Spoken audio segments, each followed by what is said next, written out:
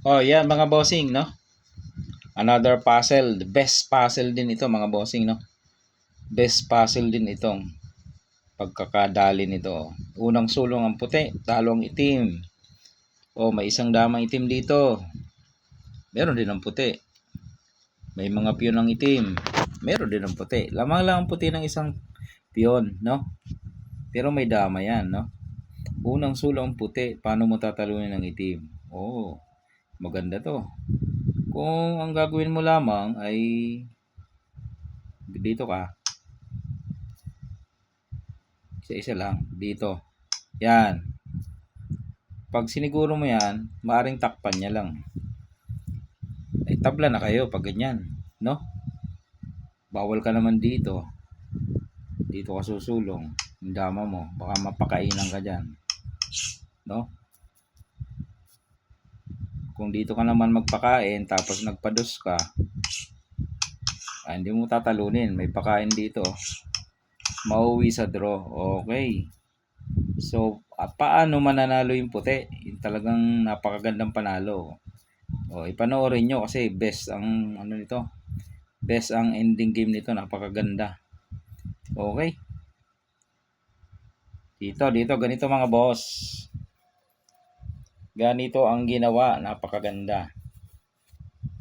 Pinakain lang dito. Saan ba yun? Teka, baka magkamali tayo eh. Dito pinakain. Dito. Yan. So, kain naman ng atras. Okay.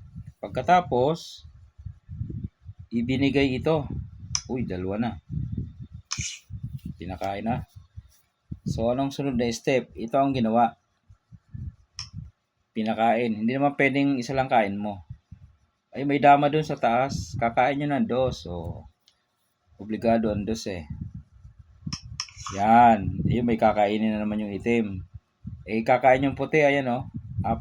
1, 2, 3. Huwag mo lang isasagad. Hanggang dito lang. Para pagkain itong itim, kakain siya eh. Boom! Baboy. Ayun. Ang sama ng ending, no?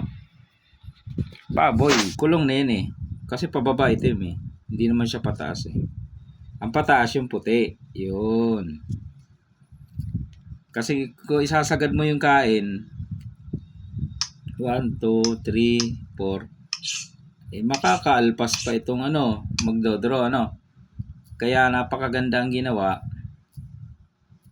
Yung kain niya dito ay binitin niya.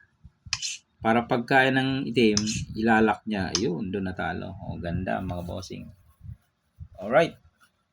At tayo tutulog na. Bukas na ulit tayo magkita-kita, no? May mga puzzle pa tayong, marami pa mga bossing, no? Hindi tayo mauubusan ng mga puzzle na magaganda. Alright? Support lang tayo sa larong dama mga boss, no?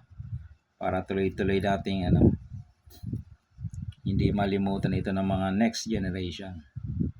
Alright, bye-bye.